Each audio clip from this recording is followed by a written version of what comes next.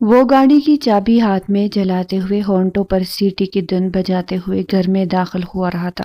سامنے لاؤنج میں اس کے امی ابو دونوں سر پکڑ کر بیٹھے ہوئے تھے۔ دونوں بہت ہی زیادہ پریشان لگ رہے تھے۔ کیا ہوا ہے؟ آپ دونوں اتنے پریشان کیوں لگ رہے ہیں؟ سمیر ان کے پاس بیٹھتے ہوئے بولا۔ ان دونوں نے بیک وقت سمیر کی طرف دیکھا تھا۔ تمہیں کچھ احساس بھی ہے؟ کتنے دن سے تمہارے چاچو ہسپتال میں ایڈمٹ ہے؟ ایک بار بھی تم انہیں دیکھنے کے لیے نہیں گئے؟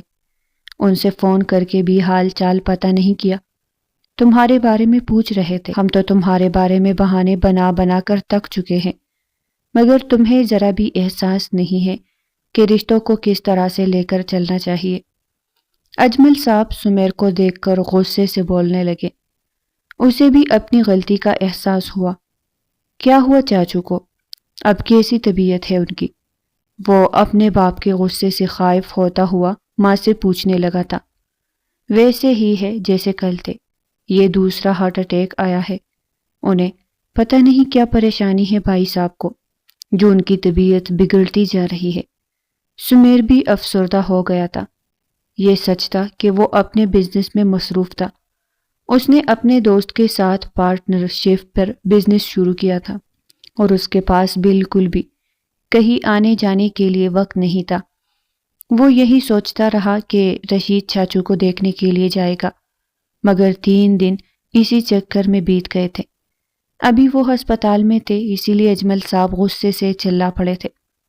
اس سے پہلے کہ وہ مزید سمیر کی کلاس لیتے، تبھی فون کال سن کر وہ اٹھ کھڑے ہوئے تھے۔ ان کے چہرے پر ہوائیاں اڑنے لگی۔ کیا ہوا ہے؟ سب ٹھیک تو ہے؟ جمیلہ بیگم پوچھنے لگی۔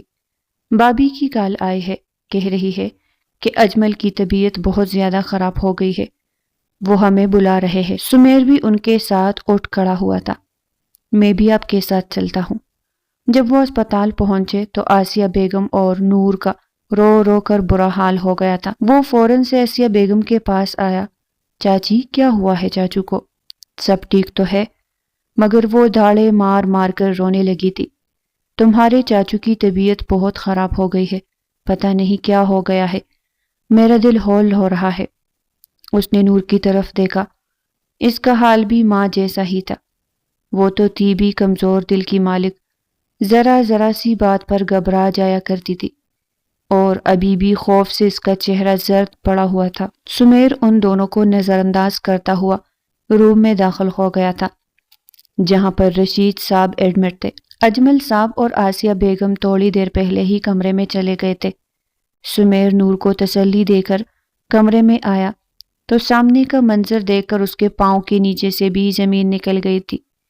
رشید صاحب کی طبیعت واقعی میں بہت زیادہ خراب ہو چکی تھی۔ ان کا دم گھٹ رہا تھا۔ ڈاکٹر ان کے پاس کھڑے تھے، کبھی ان کا سینہ مسل رہے تھے، کبھی ان کے چہرے پر آکسیجن ماسک لگا رہے تھے۔ سمیر بھی بے ان کے پاس آیا تھا۔ اجمل صاحب تو پہلے ہی ان کے اوپر جھکے ہوئے تھے۔ رشید حوصلہ کرو، تم ٹھیک ہو جاؤ گے، یوں اپنی ہمت مت ہارو۔ رشید صاحب کی آنکھوں سے آنسو بہنے لگے، ہاتھ جوڑتے ہوئے کہنے لگے، میری بچی کی حفاظت کرے گا، میں نہیں چاہتا کہ میرے بعد میری بچی رل جائے۔ آپ میری بچی کو اپنا لے، میری آنکھوں کے سامنے اس کا نکاح سمیر سے کر دے، میں تو سکون سے مر سکوں گا، یہ تسلی ہوگی کہ میری بیٹی اپنوں کے پاس ہے۔ ان کی بات پر جہاں اجمل صاحب اور آسیہ بیگم حیران رہ گئے، وہی سمیر بھی پھٹی پھٹی آنکھوں سے انہیں دیکھنے لگا تھا۔ کمرے میں نور اور آسیہ بیگم دونوں آ گئی تھی۔ انہوں نے بھی رشید صاحب کی بات سن لی تھی۔ نور کا چہرہ زرد پڑ گیا تھا۔ سمیر کبھی اپنے باپ کو دیکھ رہا تھا جو تشویش سے رشید صاحب کو اس بات کی یقین دہانی کروا رہے تھے کہ وہ بھی سمیر اور نور کا ان کی آنکھوں کے سامنے نکاح کر دیتے ہیں تاکہ وہ تسلی میں رہے، اور کبھی وہ نور کی طرف دیکھ رہا تھا جس کا چہرہ زرد پڑ رہا تھا، جانے وہ کس بات سے خوفزدہ ہو رہی تھی۔ سمیر کو اندازہ نہیں تھا کہ اجمل صاحب کے دل میں کیا چل رہا ہے، وہ کیا سوچ رہے ہیں۔ اس کے تو چکے تب چھوٹے جب اس نے اپنے باپ کو کسی سے فون پر کہتے ہوئے سنا، جلدی سے نکاح ہوا کا بندوبست کرو، ہسپتال لے کر آؤ، میں سمیر کھا اپنی بھتیجے کے ساتھ نکاح کر رہا ہوں۔ سمیر کے پاؤں کے نیچے زمین نکل گئی تھی، پھٹی پھٹی آنکھوں سے اپنی ماں کی طرف دیکھنے لگا تھا۔ اور آسیہ بیگم کے تاثرات بھی اس سے مختلف نہیں تھے۔ وہ بہت اچھے سے جانتے تھے کہ سمیر اپنی کلاس فیلو کو پسند کرتا ہے۔ اپنی ماں سے کہا تھا کہ بزنس سیٹ ہوتے ہی وہ انہیں الشپا کے گھر لے کر جائے گا۔ اب تو اس نے الشپا سے بھی شادی کا وعدہ کر رکھا تھا۔ کتنے خواب ساتھ جینے کے دیکھ لیے تھے، اور اب اچانک سے اسے چھوڑ کر نور کے ساتھ شادی کرنا، جو اس سے 10 سال چھوٹی تھی، اس کے لیے بچوں جیسی تھی، یہ اس کے لیے ممکن نہیں تھا۔ وہ آسیہ بیگم کا بازو پکڑ کر سائڈ پر لے گیا۔ امی، ابو کیا کر رہے ہیں؟ آپ انہیں سمجھائیں، یہ وقت جذباتی باتیں کرنے کا نہیں ہے، اور زندگی کے اتنے بڑے فیصلے یہ اچانک سے نہیں کیے جاتے۔ اجمل صاحب بھی ان کے پاس پہنچ چکے تھے۔ صحیح کہا تم نے، زندگی کے فیصلے یوں اچانک سے نہیں کیے جاتے، مگر مرتے ہوئے کو میں مزید دکھ سے دوچار نہیں کرنا چاہتا۔ میں نے یہ جانا کہ میرے بھائی کے پاس کتنی مہلت ہے، وہ زندگی کی بازی ہار رہا ہے، وہ مجھ سے کچھ مانگ رہا ہے، اور میں مرتے ہوئے انسان کو نامراد نہیں کر سکتا۔ اور میری بات کان کھول کر سن لو سمیر، اگر تم نے اس نکاح سے انکار کیا تو یہ یاد رکھنا تم میرا مرا ہوا منہ دیکھو گے۔ میں تمہیں جائیداد سے نکال دوں گا، اپنی زندگی سے بھی بے دخل کر دوں گا، کبھی تمہاری شکل بھی نہیں دیکھوں گا۔ وہ سنگ دلی سے اپنا فیصلہ سنا کر واپس مڑ گئے۔ سمیر کی آنکھیں لہو رنگ ہو گئی۔ امی، یہ سب کیا ہے؟ میں نور کے ساتھ کیسے نکاح کر سکتا ہوں؟ وہ چھوٹی بچی ہے، اس کے ساتھ شادی کرنے کے بارے میں سوچ بھی نہیں سکتا۔ وہ رو دینے کو تھا۔ جمیلہ بیگم بھی مجبور تھی، کیا کرتی؟ وہ تو ویسے بھی اپنے شوہر سے بہت ڈرتی تھی، ان کے سامنے تو اونچی آواز میں تک نہیں کر سکتی تھی، نہ ہی انہیں کسی فیصلے سے باز رکھ سکتی تھی۔ سمیر کو کہنے لگی کہ ابھی مصلحت کا تقاضا یہی ہے کہ جیسا تم اپنے ابو کی بات پہ عمل کرو، یہ وقت لڑائی جھگڑے کا، اپنے باپ سے مخالفت منہ لینے کا نہیں ہے۔ ابھی تمہارے ابو جیسا کہتے ہیں ویسا کرو، بعد میں دیکھے کہ کیا کرنا ہے۔ سمیر کا دل نہیں مان رہا تھا کہ وہ یہ نکاح کرے، مگر جب اس کی اپنے چاچو کے چہرے کی طرف نظر پڑی، جن کا چہرہ زرد پڑ گیا تھا، آنکھوں میں ایک امید تھی، وہ آس بڑی نظروں سے سمیر کو دیکھ رہے تھے۔ وہ ان کی اس کو توڑ نہیں پایا، اور پھر جب نکاح ہو گیا تھا تو تب رشید صاحب نے سمیر کو اپنے پاس بلایا تھا۔ نور ان کے پاس بیٹھی ہوئی تھی، بری طرح سے رو رہی تھی۔ انہوں نے نور کا ہاتھ سمیر کے ہاتھ میں دیا اور نکاہت زدہ آواز میں کہنے لگے، اپنی بیٹی میں نے تمہیں سونپ دی، اس کی حفاظت کرنا، اس کا خیال رکھنا۔ میں نے اسے بہت ناز و نام سے پالا ہے، مجھے امید ہے کہ تم اسے بہت خوش رکھو گے۔ شاید یہی الفاظ کہنے کے لیے وہ ابھی تک زندہ تھے۔ ان کی رونے نے ان کے جسم کا ساتھ چھوڑ دیا تھا۔ نور کے منہ سے ایک چیخ بلند ہوئی تھی، وہ داڑھیں مار مار کر رو رہی تھی، اور سمیر حیرت بھری آنکھوں سے انہیں دیکھ رہا تھا۔ کانوں میں بار بار ان کے الفاظ گونج رہے تھے، اور آنکھیں ان کے چہرے پر جمی ہوئی تھی۔ کتنی امید تھی ان کی آنکھوں میں کہ سمیر ان کے کہنے کا مان رکھے گا، وہ کبھی ان آنکھوں کو بھول پائے گا؟ کیا وہ نور کے ساتھ کبھی جذباتی طور پر جوڑ پائے گا، اسے چھوڑ پائے گا؟ اس کے ذہن میں طرح طرح کے سوال گونج رہے تھے۔ جب گھر آیا تو بہت ہی زیادہ افسردہ تھا، بار بار اپنی محبت کا چہرہ اس کی آنکھوں کے سامنے گھومنے لگتا تھا۔ کیا کرے گا وہ؟ کیا ساری زندگی وہ نور کے ساتھ رہ پائے گا؟ کیا اپنی محبت کو قبول پائے گا؟ چاچو نے آخری وقت جو اس سے خاموش نگاہوں سے التجا کی تھی، وہ تو کبھی چاہ کر بھی انہیں بھول نہیں سکتا تھا۔ آہستہ آہستہ زندگی معمول پر آنا لگی تھی۔ نور اور آسیہ چاچی کے لیے تو جیسے زندگی وہیں پر رک گئی تھی۔ اجمل صاحب کا ارادہ تھا کہ وہ ان دونوں کو گھر لے آئے۔ جب انہوں نے بیگم سے بات کی تو وہ کہنے لگی کہ میں اپنے گھر میں رہنا چاہتی ہوں، اس گھر میں مجھے اپنے شوہر کی خوشبو محسوس ہوتی ہے، ان کی یاد آتی ہے، ان کی موجودگی کا احساس ہوتا ہے۔ میں یہ گھر چھوڑ کر کہیں نہیں جاؤں گی، اور ویسے بھی نور تو سمیر کے ساتھ منسوب ہو چکی ہے، آج نہیں تو کل یہ دونوں ایک دوسرے کے ساتھ رشتہ ازدواج میں منسلک ہو جائیں گے، اور یہ بات اچھی نہیں لگتی، اور میں مناسب نہیں سمجھتی کہ میں اپنے داماد کے گھر میں رہوں۔ بات ان کی بھی ٹھیک تھی، اجمل صاحب نے انہیں زیادہ مجبور نہیں کیا تھا، مگر انہیں ان دونوں کی وجہ سے بہت پریشانی تھی۔ اب تو ان کا نور کے ساتھ دوہرا رشتہ ہو گیا تھا، وہ انہیں پہلے بھی بہت پیاری تھی اور اب تو دل کے اور بھی قریب تھی۔ اکثر وہ اس بات کی خواہش کرتے تھے کہ کاش نور اور سمیر کے درمیان عمر کا فرق کم ہوتا تو وہ نور کو سمیر کے لیے بیا لیتے۔ وہ اس 10 سال کے فرق کو اتنی آسانی سے نظر انداز نہیں کر سکتے تھے، کیونکہ نور بہت ہی زیادہ بچکانہ ذہن کی مالک لڑکی تھی، اور اب جب قدرت نے خود ہی ان کی خواہش کو پورا کر دیا تو وہ نور کو جلد از جلد رخصت کرا کے گھر میں لانے کا سوچنے لگے۔ سمیر کی اس بارے میں کیا رائے تھی؟ ابھی تک ان کی سمیر کے ساتھ اس موضوع پر بات نہیں ہوئی تھی۔ سمیر بھی نہ جانے کیا سوچ کے خاموش تھا۔ ابھی اس نے اس بارے میں کسی سے کوئی بات نہیں کی تھی۔ کچھ ہی دن گزرے تھے، ابھی تک اپنے بھائی کی موت کے صدمے سے وہ سنبھل بھی نہیں پائے تھے کہ ایک اور صدمہ ان پر آ گیا تھا۔ آدھی رات کو نور نے روتے ہوئے کال کی کہ امی کو پتہ نہیں کیا ہو گیا ہے، وہ کچھ بول نہیں رہی۔ اسی وقت اجمل صاحب اور جمیلہ بیگم ان کے گھر گئے تھے۔ سب کچھ ختم ہو گیا تھا۔ بھائی کے بعد ان کے بھاؤچ بھی یہ دنیا چھوڑ کر جا چکی تھی۔ اب نور اس دنیا میں اکیلی رہ گئی۔ وہ دھارے مار مار کر رونے لگی۔ صدمے سے وہ گویا پاگل ہو رہی تھی۔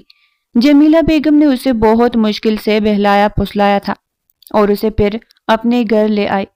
وہ راتوں کو اٹھ کر رونے لگتی، چیخیں مارنے لگتی۔ وہ بہت زیادہ خوفزدہ رہنے لگی تھی۔ ماں باپ کے پے در پہ موت نے اس کے ذہن پر عجیب ہی اثر ڈالا تھا۔ گھر بھر کا ماحول بھی بہت سوگوار سا رہنے لگا تھا۔ سمیر اب اس ماحول سے جنجلا رہا تھا۔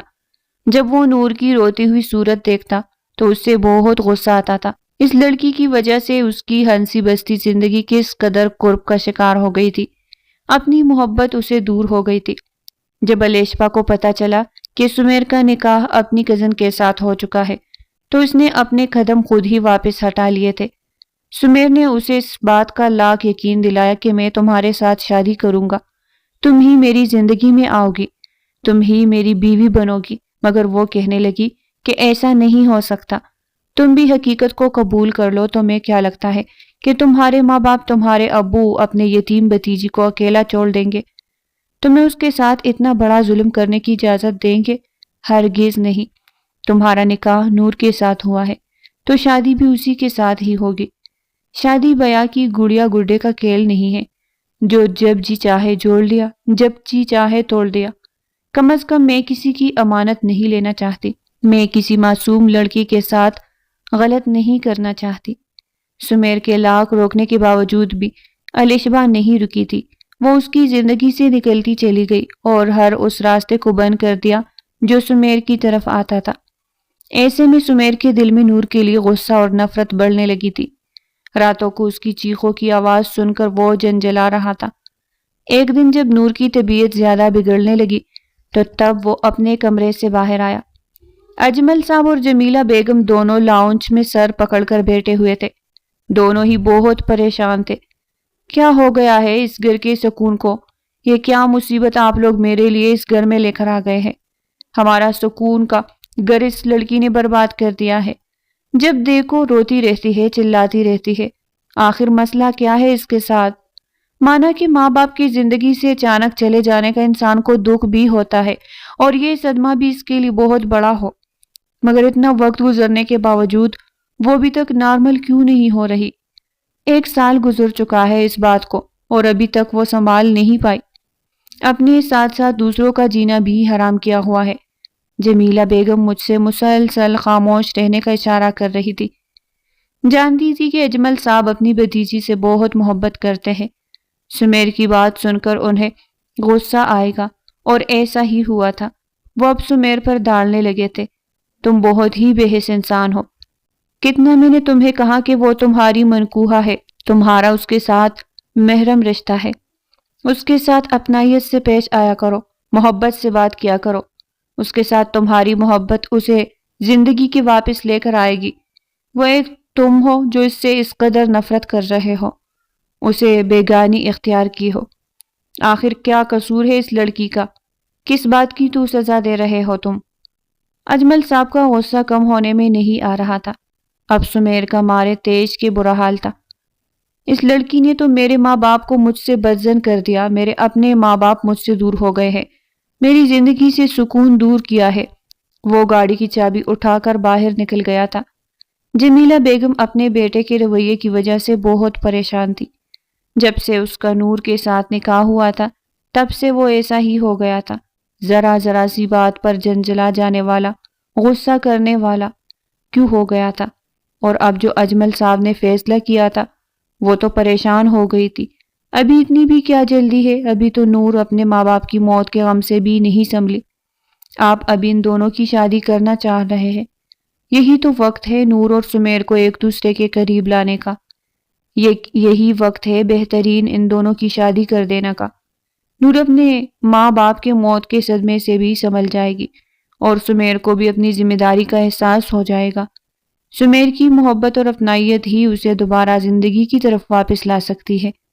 ہم 1 سال سے اسے طرح طرح کے ڈاکٹروں کے پاس لے کر جا رہے ہیں مگر کوئی بھی فائدہ نہیں ہوا۔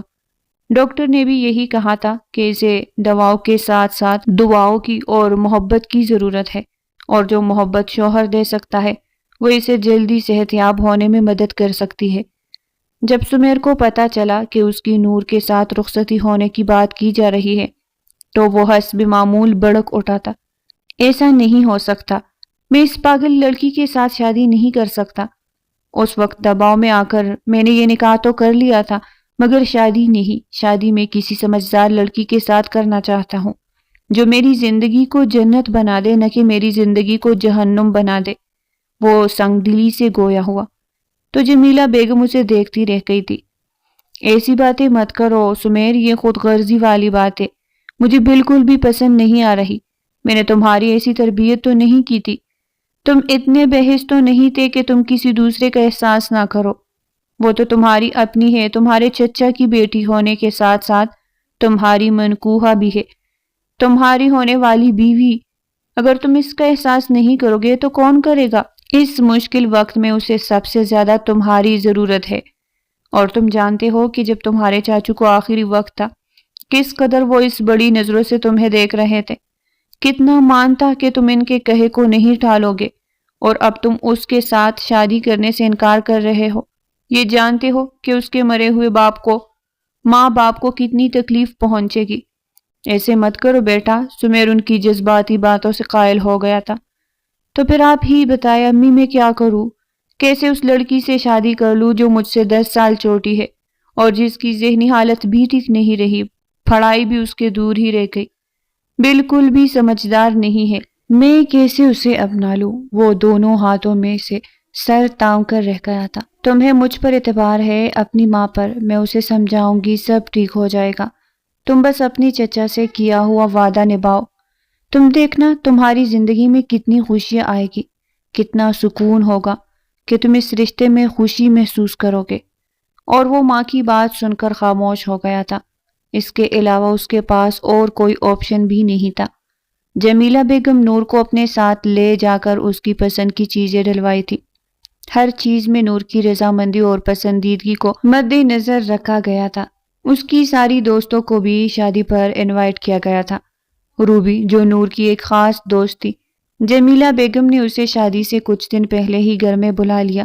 کہنے لگی کہ تم نور کے ساتھ رہو، اسے سمجھاؤ، اسے بتاؤ کہ شادی کے بعد کی زندگی کتنی خوبصورت ہوتی ہے، میاں بیوی ایک دوسرے کا لباس ہے، میں اس کی ماں کی جگہ ہوں، یہ سب باتیں اس سے بتاتے ہوئے میں اچھی نہیں لگوں گی، تم اس کی دوست ہو، تم اس سے کے دل کے راز سے واقف ہو سکتی ہو اور یہ ساری باتیں بھی اسے سمجھا سکتی ہو جو اس کی آنے والی زندگی خوشگوار بنا سکتی ہے۔ ان کی بات پر روبی کے ہونٹوں پر مانی خیز مسکراہٹ آ گئی تھی۔ آپ فکر مت کریں، جیسا آپ کہے گی ویسا ہی ہوگا۔ ابھی تک روبی نے سمیر کو نہیں دیکھا تھا، وہ نہیں جانتی تھی کہ نور کی شادی کتنے شاندار انسان کے ساتھ ہونے جا رہی ہے۔ نور کا تو نکاح اچانک سے ہو گیا تھا اور اس کے پیرنٹس کی وفات کے بعد وہ ان کے گھر میں تو آتی رہی تھی مگر اس کی ملاقات کبھی سمیر کے ساتھ نہیں ہوئی تھی، اور پھر آج جب اس نے سمیر کو دیکھا تو دیکھتی رہ گئی، اسے نور پر رشک آنے لگا تھا۔ اتنا شاندار انسان اس کے نصیب میں لکھ دیا گیا تھا۔ کہنے کو وہ اس کی دوست تھی مگر وہ ہمیشہ ہی اس کی خوبصورتی سے جلتی تھی۔ نور کے حصے میں ہمیشہ بہترین چیز ہی آئی تھی، اور اب سمیر جیسے انسان جو کسی بھی لڑکی کا آئیڈل ہو سکتا تھا وہ بن مانگے نور کو ملنے والا تھا۔ نور کو حسد کا احساس ہونے لگا، اتنا شاندار انسان نور کو کیسے مل سکتا ہے؟ نکاح تو ہو چکا تھا اور اب رخصتی کو تو وہ کسی صورت میں نہیں ڈال سکتی تھی۔ تبھی اپنے اندر کی حسد اور غصے کو اس نے کسی اور طریقے سے باہر نکالنے کا سوچا تھا۔ وہ اپنے ذہن میں جملوں کو ترتیب دینے لگی کہ وہ نور کو یہ بات کیسے سمجھائے۔ جانتی تھی کہ نور فطرتاً ایک شرمیلی لڑکی تھی اور یہ سب اس کے لیے آسان نہیں ہوگا، مگر اپنے مقصد کو پانے کے لیے اس نے کچھ نہ کچھ تو کرنا تھا۔ پھر جب اس نے اپنی وہ باتیں نور کو بتانی شروع کی تو وہ حیران اور پریشان رہ گئی۔ اس کی آنکھیں پھٹی پھٹی رہ گئی تھی۔ کیسی باتیں کر رہی ہو تم؟ ایسا کیسے ہو سکتا ہے؟ میں ایسا نہیں کر سکتی، مجھے ان سے بہت ڈر لگتا ہے، میں ان کے سامنے یہ بات نہیں کر سکتی۔ وہ مسلسل انکار میں سر ہلائے جا رہی تھی اور اس کا انداز دیکھ کر روبی کو بہت غصہ آ رہا تھا۔ یہ پاگل لڑکی سارا کام خراب کر دے گی۔ ارے شادی کے بعد یہی سب کچھ ہوتا ہے۔ اگر تمہیں میری بات کا یقین نہیں ہے تو تم جمیلہ آنٹی سے پوچھ لو۔ نور کی آنکھیں کھلی کی کھلی رہ گئی تھی۔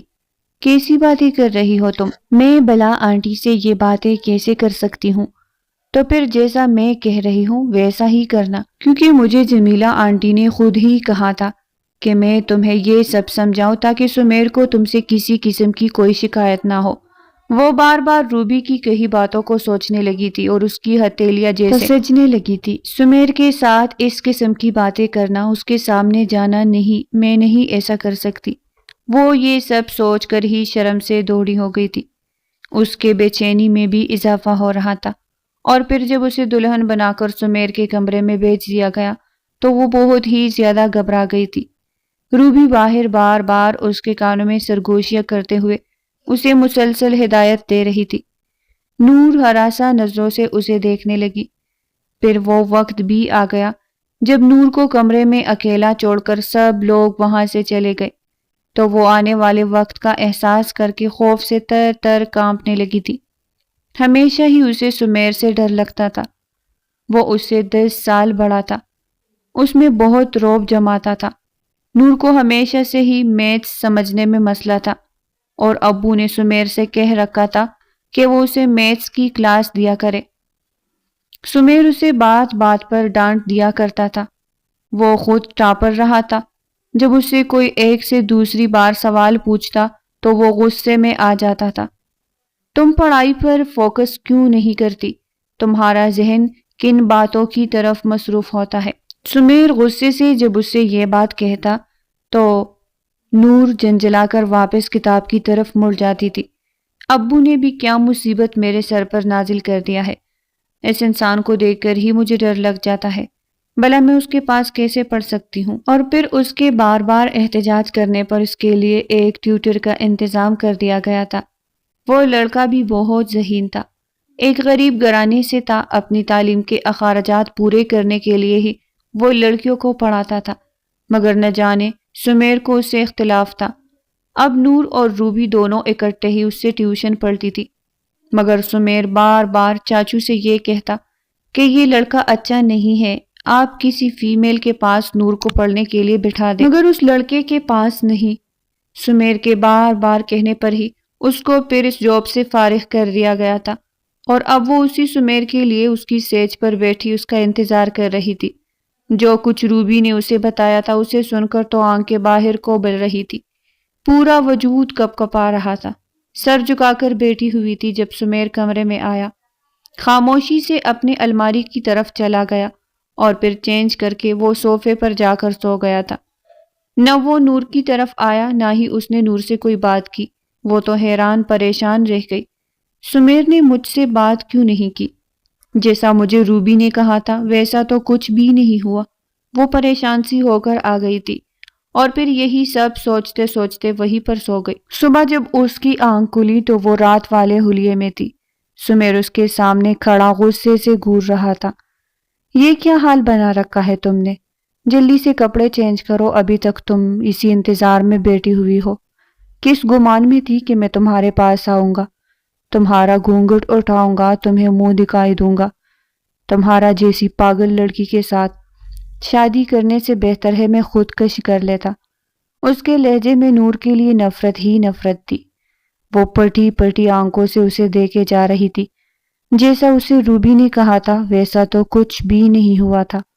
وہ جلدی سے اپنی جگہ سے اٹھی، ایک ایک کر کے سارا زیور اتارا اور پھر کپڑے بدل کر جب وہ واش روم سے باہر آئی تو تب بھی سمیر اسے جنجلائی ہوئی نظروں سے ہی دیکھ رہا تھا۔ اس کی نظروں میں کتنی بیزاری، نہ جانے کیا کچھ تھا۔ جب نور کمرے سے باہر آنے لگی تو وہ اسے بے اختیار ٹوک گیا تھا۔ خبردار، اگر میری کوئی بات باہر بتائی تو ہمارے درمیان جو بھی کچھ ہوا ہے وہ تو ہم نے کسی کو بھی نہیں بتانا۔ مگر اس کے منہ سے بے اختیار یہ بات نکلی، مگر ہمارے درمیان تو کچھ ہوا ہی نہیں۔ تو سمیر اسے غصے سے گور کر رہ گیا تھا۔ بہت ہی بدتمیز لڑکی ہو تم، میری سوچ سے بھی زیادہ۔ وہ غصے سے بڑبڑاتے ہوئے کمرے سے باہر نکل آیا۔ نور تو حیران رہ گئی۔ میں نے ایسا کیا کیا ہے جو یہ اتنا غصے میں ہے؟ وہ کندھے اچکا کر رہ گئی تھی۔ پھر جب وہ باہر آئی تو روبی کمرے کے قریب ہی تھی۔ پھر وہ اسے ایک الگ کمرے لے کر گئی تھی۔ تب نور نے ساری باتیں بتائی۔ یہ سن کر روبی کو اطمینان ہو گیا تھا۔ تمہیں میں نے جیسا کہا ہے ویسا کرو۔ کل تم نے میری کہی کسی بات پر عمل نہیں کیا، اس لیے ایسا ہوا ہے۔ تم نے اسے احساس دلانا ہے کہ تم اس کی بیوی ہو، اس سے محبت کرتی ہو، اور یہ سب تمہارے لیے نیا نہیں ہے۔ اصل میں وہ تو تمہیں بچہ سمجھ کر نظر انداز کر رہا ہے۔ تم یہ بات اس سے بتاؤ کہ تم بچی نہیں ہو۔ تم ان سب چیزوں کے بارے میں بہت اچھے سے جانتی ہو۔ مگر نور کا دل بہت ہچکچایا تھا۔ میں ایسا کیسے کہہ سکتی ہوں؟ انہیں غصہ آ جائے گا، اور وہ تو مجھے پسند بھی نہیں کرتے ہیں۔ ارے تم بھی پاگل بدھو ہو، پاگل ہو تم بھی۔ ایسا ویسا کچھ بھی نہیں ہوگا، بس جیسا میں کہہ رہی ہوں ویسا کرو۔ ولیمے کی تقریب کے دوران بھی اس کا ذہن مسلسل روبی کی باتوں میں ہی الجھا ہوا تھا۔ کیا وہ یہ سب سمیر سے کہہ سکتی ہے؟ اور اگر سمیر نے غصہ کیا تو شاید روبی سے ہی کہہ رہی ہے۔ میں ہوں ہی پاگل اور بے وقوف جو ان باتوں کو زیادہ ہی سوچ رہی ہوں۔ رات کو جب وہ کمرے میں آئی تو حسب معمول سمیر اپنا تکیہ اٹھا کر صوفے پر جا کر لیٹ گیا تھا۔ وہ اس کا انتظار کرتی رہی کہ وہ اس سے بات کرے گا، مگر جب وہ اپنے بازو آنکھوں پر رکھ کر سونے لگا تو تب نور اپنی جگہ سے اٹھی۔ روبی کی دی ہوئی نائٹی نکال کر وہ واش روم میں چلی گئی، اور پھر جب وہ لباس بدل کر نائٹی پہن کر باہر آئی تو وہ خود کو دیکھ کر بری طرح سے شرمندہ ہو گئی۔ یہ سوچ کر ہی وہ شرم سے پانی پانی ہو گئی کہ اس حلیے میں سمیر کے سامنے جائے۔ وہ سمیر کے غصے سے بھی خائف تھی۔ پھر یہ سوچ کر وہ باہر آئی کہ روبی نے جو کہا ہے وہ صحیح کہہ رہی ہوگی، اور ویسے بھی آنٹی نے تو روبی کو یہی سب مجھے سمجھانے کے لیے کہا تھا کہ وہ بھی جانتی ہوگی کہ وہ خود میرے پاس نہیں آئے گا، وہ مجھے خود ہی اس سے اپنی طرف مائل کرنا ہوگا۔ اپنے بال کھول کر روبی کی دی ہوئی ہدایات کے مطابق ہلکا پھلکا میک اپ بھی کرنے لگی تھی۔ کمرے کی لائٹ آن تھی اور سمیر بری طرح سے جنجلانے لگا تھا۔ کیا کر رہی ہو تم؟ ابھی تک لائٹ آف کیوں نہیں کی؟ وہ غصے سے واپس پلٹ کر آیا، اور پھر جب اس کی نظر نور پر پڑی تو اس کی آنکھیں کھلی کی کھلی رہ گئی۔ ایک جھٹکے سے اپنی جگہ سے اٹھ کر کھڑا ہوا اور نور کے پاس آیا۔ اسے سر سے لے کر پاؤں تک دیکھنے لگا تھا۔ اسے آج پہلی بار اندازہ ہوا تھا کہ نور کتنی خوبصورت ہے۔ اتنی حسین لڑکی اس نے اپنی پوری زندگی میں نہیں دیکھی تھی۔ آج تک وہ اسے بچہ سمجھ کر نظر انداز کرتا رہا تھا۔ اب اسے پتہ چلا کہ وہ بچی نہیں تھی، اور اس وقت جس حلیے میں وہ اس کے سامنے تھی اسے اپنے جذبات پر بند باندھنا مشکل ہونے لگا تھا۔ ویسے بھی وہ اس کی شرعی بیوی تھی، پورا حق رکھتا تھا۔ نور نے اس کی بدلتی نظروں، بدلتے انداز کو بغور نوٹ کیا تھا۔ اس کی کچھ ہمت بڑھی۔ جیسا روبی نے کہا تھا ویسا ہی ہوا۔ انہوں نے مجھ پر غصہ نہیں کیا، بلکہ وہ تو مجھے محبت سے دیکھ رہے ہیں۔ اب اس کی ہمت بڑھی تو وہ کہنے لگی، آپ کو میں کیسے لگ رہی ہوں؟ سمیر اس کی بات پر چونکا تھا، جیسے وہ ہوش کی دنیا میں واپس آیا۔ وہ تو سمجھ رہا تھا کہ شاید نور کو اسی طرح سے سونے کی عادت ہے، یہی لباس پہن کر، مگر اس نے خاص طور پر یہ تیاری سمیر کے لیے کی تھی، اور اب اس سے بغیر جھجکے، بغیر شرمائے پوچھ رہی تھی کہ میں کیسے لگ رہی ہوں۔ اس کا انداز ایسا تھا جیسے وہ اس کی 10 سال پرانی بیوی ہو۔ کہاں گئی اس کی شرم و حیا؟ وہ یہی سوچ رہا تھا کل بھی آپ نے کچھ بھی نہیں کیا تھا، بغیر میرے جذبات کی پرواہ کیے یہ سو گئے، مگر آج آپ ایسا نہیں کر سکتے۔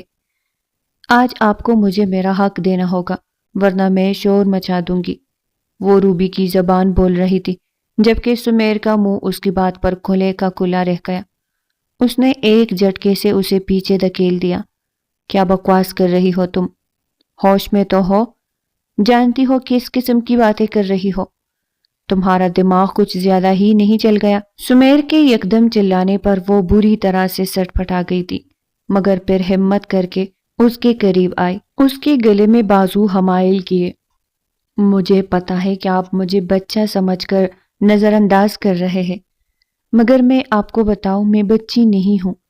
یہ سب میرے لیے نئی بات نہیں ہے۔ میرے جو ٹیوشن کے سر تھے انہوں نے مجھے سب بتایا تھا، سب سکھایا تھا، وہ مخمور سے انداز میں بولی۔ یہ سن کر تو سمیر کے تو 14 طبق روشن ہو گئے تھے۔ ایک زوردار تپڑ اس نے نور کے چہرے پر رسید کیا تھا، اور اسی پر بس نہیں کیا، وہ اس پر بری طرح سے چلانے لگا تھا۔ کیا اس گھٹیا انسان نے تمہارے ساتھ منع بھی کیا تھا؟ میں نے چاچو کو کہا تھا کہ اس گھٹیا انسان کو گھر سے باہر نکال دو۔ ایک تو تم نے اس کے ساتھ گناہ کیا اور اب ڈٹائی سے اس بات کا اعتراف بھی کر رہی ہو۔ اگر اتنی ہی تمہیں اپنی جوانی تنگ کر رہی تھی تو تم چاچو سے کہہ دیتی، وہ تمہاری شادی کر دیتے، یا پھر اگر وہ اتنا ہی پسند تھا تو مجھے بتا دیتی، میں تمہاری شادی اسی سے کروا دیتا، میری زندگی تو برباد نہ ہوتی۔ اب تو میں تمہیں دھکے دے کر تمہیں گھر سے باہر نکالوں گا، تمہاری یہ سیاہ چہرہ میں دنیا کو دکھاؤں گا، اپنے ماں باپ کو بتاؤں گا جو تمہاری معصومیت کے گن گاتے ہیں۔ نور پٹی پٹی آنکھوں سے دیکھے جا رہی تھی۔ یہ سب تو الٹا ہو گیا تھا۔ روبی نے تو کہا تھا کہ یہ سن کر وہ خوش ہوگا، اس پر محبت نچھاور کر دے گا، مگر اس کا تو غصہ تمنے میں نہیں آ رہا تھا۔ سمیر نے اس سے بات کرنا چھوڑ دیا تھا، گھر آتا تو اپنی روم میں گھس جاتا۔ اس کا رویہ دیکھ کر سب لوگ ہی ٹٹک گئے تھے، سب ہی پریشان تھے کہ آخر سمیر اتنا زیادہ غصے میں کیوں رہنے لگا ہے۔ آدھی رات کو وہ گھر سے باہر رہتا، جب گھر واپس آتا تو خاموشی سے کسی سے بھی بات کیے بغیر اپنے اسٹڈی روم میں سونے کے لیے چلا جاتا۔ نور کو اس کے رویے سے بہت تکلیف پہنچ رہی تھی، اس کا دل بالکل سہم کر رہ گیا تھا۔ سمیر اس کے ساتھ ایسا کیسے کر سکتا ہے؟ وہ دوبارہ اس کے سامنے گئی، دوبارہ اس سے اپنی محبت کا اظہار کیا تو سمیر نے بری طرح سے جھٹک دیا۔ میرے سامنے آنے کی کوشش مت کرو، جب تم سامنے آتی ہو تو مجھے تمہارا گناہ یاد آنے لگتا ہے۔ نہ جانے اس حد تک تعلق ہوگا تم دونوں کے درمیان، یا کچھ کیا ہوگا تم نے اس کے ساتھ، اور شادی تم نے میرے ساتھ رچا لی۔ مجھے لگتا ہے کہ چاچو کو بھی یہ سب پتہ تھا، انہوں نے اپنے سر سے مصیبت اتار کر میرے سر پر نازل کر دی۔ جمیلہ بیگم اس کی روٹین کو کچھ دنوں سے نوٹ کر رہی تھی، اور وہ اسی کوشش میں تھی کہ یہ بات اجمل صاحب کے کانوں میں نہ پڑے۔ وہ یہ نہیں چاہتی تھی کہ اجمل صاحب کو یہ پتہ چلے کہ آخر سمیر کیا گل کھلا رہا ہے۔ انہیں اگر اندازہ ہو جاتا کہ ان کا بیٹا نور کو نظر انداز کر رہا ہے تو وہ یہ بات کبھی برداشت نہیں کر پاتے تھے، وہ فوراً اس کے لتے لینا شروع کرتے تھے۔ اچھا، جمیلہ بیگم سمیر کا ہی منتظر تھی۔ گھر آئے تو اسے دو دو ہاتھ کرتی ہوں، اس سے پوچھتی ہوں کہ کیوں تم اپنی بیوی کو نظر انداز کر رہے ہو، کیوں تم اسے وقت نہیں دیتے، ابھی تک اسے کہیں گھمانے پھرانے کے لیے نہیں لے کر گئے، آخر کیا وجہ ہے؟ کیا دوبارہ سے اسی لڑکی کے پیچھے چل پڑے ہو جو پہلے تمہاری زندگی میں تھی؟ وہ بول نہ پائی، وہ یہی سب سوچ سوچ کر پریشان ہو رہی تھی۔ جب سمیر گھر آیا تو اپنی ماں کو اپنے انتظار میں جاگتا ہوا دیکھ کر وہ چونک گیا۔ اسے اندازہ ہو گیا تھا کہ امی آج اسے نہیں چھوڑنے والی، وہ اسے پوچھ کر رہے گی کہ وہ اتنی دیر سے کیوں آتا ہے۔ وہ اس زندگی سے تنگ آ چکا تھا، اکیلا وہ یہ بوجھ کب تک اپنے دل میں لیے پھرتا؟ جتنا اس نے ماں باپ کا خیال رکھا تھا ان کے دکھ نہ ہو، اتنی بڑی بات وہ پی گیا۔ نور کا یہ راز اس نے ابھی تک کسی کو نہیں بتایا تھا کہ وہ کس قسم کی لڑکی ہے، مگر اب اس سے لگ رہا تھا کہ اسے یہ راز کسی کو بتانا ہوگا، وہ کب تک اس بوجھ کو اکیلا سہ سکتا تھا؟ سمیر، میں تم سے پوچھ سکتی ہوں کہ تم کہاں تھے؟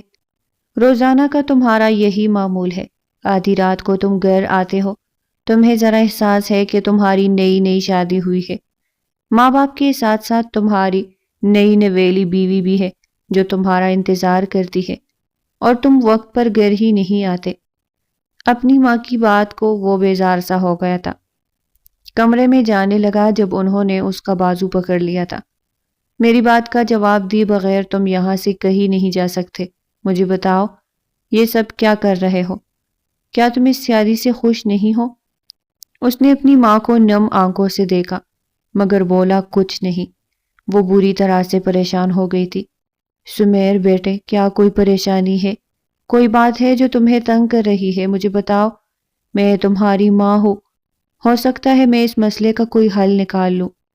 اس مسئلے کا کوئی حل نہیں ہے، میری زندگی برباد ہو گئی ہے، اور اب آپ لوگ خوشیاں منائیں کہ آپ نے اپنی بھتیجی کا گھر بسا لیا، اپنے بیٹے کو برباد کر کے۔ وہ تو چلا گیا تھا مگر جمیلہ بیگم کی نیندیں اڑ گئی تھی۔ آخر کیوں ایسا کہہ کر گیا؟ سمیر، ایسا کیا ہو گیا ہے؟ کیا نور اسے خوش نہیں رکھتی؟ انہوں نے نور سے دو ٹوک انداز میں بات کرنے کا فیصلہ کر لیا تھا۔ جب وہ کمرے میں آیا تو نور بھی ٹہلتے ہوئے اس کا انتظار کر رہی تھی۔ آج بھی وہ شدت سے اس کی منتظر تھی۔ آج بھی اسے روبی کی کال آئی تھی۔ روبی نے اسے سمجھایا تھا کہ اپنے شوہر کو خود کی طرف مائل کرنے کے لیے تمہیں کیا کرنا ہے۔ آج بھی وہ باریک سے کپڑے پہنے ہوئے تھی، بال کھلے تھے، چہرہ میک اپ سے سجا ہوا تھا۔ وہ بہت حسین لگ رہی تھی۔ سوچ رہی تھی کہ آج جب سمیر اسے دیکھے گا تو اس کی خوبصورتی دیکھ کر وہ گائل ہو جائے گا، مگر سمیر کو اسے دیکھ کر دماغ جنجنا گیا تھا، نفرت سے رخ موڑ لیا تھا۔ یہ طوائفوں والی سستی ادائیں مجھے مت دکھایا کرو، مجھے تمہارے اس روپ سے کوئی دلچسپی نہیں ہے۔ میں تمہیں ہمیشہ یہی کہوں گا کہ تم میری نظروں سے دور ہو جاؤ۔ شکر کرو کہ میں نے تمہیں ابھی تک اپنے گھر میں رکھا ہوا ہے، ابھی تک تمہارے کرتوت اپنے ماں باپ کو نہیں بتائے، تو اسی بات پر شکر کرو، ورنہ اگر تمہارا سچ انہیں پتہ چل جائے تو وہ بھی تمہیں دھکے دے کر گھر سے باہر نکال دیں گے۔ نور کو پہلی بار اپنی غلطی کا احساس ہوا تھا کہ کہیں اس نے روبی کی باتوں میں آ کر کچھ غلط تو نہیں کر دیا، مگر روبی نے تو کہا تھا کہ جمیلہ آنٹی نے بھی یہی سب کہنے کو کہا ہے، تو پھر ہو سکتا ہے سمیر کو سجنے سنورنے والی عورتیں پسند نہ ہو۔ اب اس نے سوچ لیا کہ وہ میک اپ نہیں کرے گی اور نہ ہی سمیر کو اپنی طرف مائل کرنے کی کوشش کرے گی۔ ہر وقت وہ الجھے سلجھے حلیے میں رہنے لگی، نہ بال بناتی نہ ہی منہ پر مسکراہٹ لاتی تھی، ہر وقت پریشان سی رہتی۔ وہ نہیں جانتی تھی کہ نکاح کے بولوں میں اتنی طاقت ہے کہ دو اجنبی دلوں کو قریب کر دیتے ہیں۔ وہ جو سمیر سے بہت ڈرتی تھی، اس کے لیے کبھی کچھ محسوس نہیں کیا تھا۔ نکاح کے بعد وہ اس کی محبت میں مبتلا ہو گئی تھی، ہر وقت اسی کے بارے میں سوچتی رہتی تھی۔ جب تک وہ گھر نہ آتا وہ بے چینی سے پورے گھر میں ٹہلتی رہتی تھی۔ جمیلہ بیگم اس کا ایک ایک انداز نوٹ کر رہی تھی۔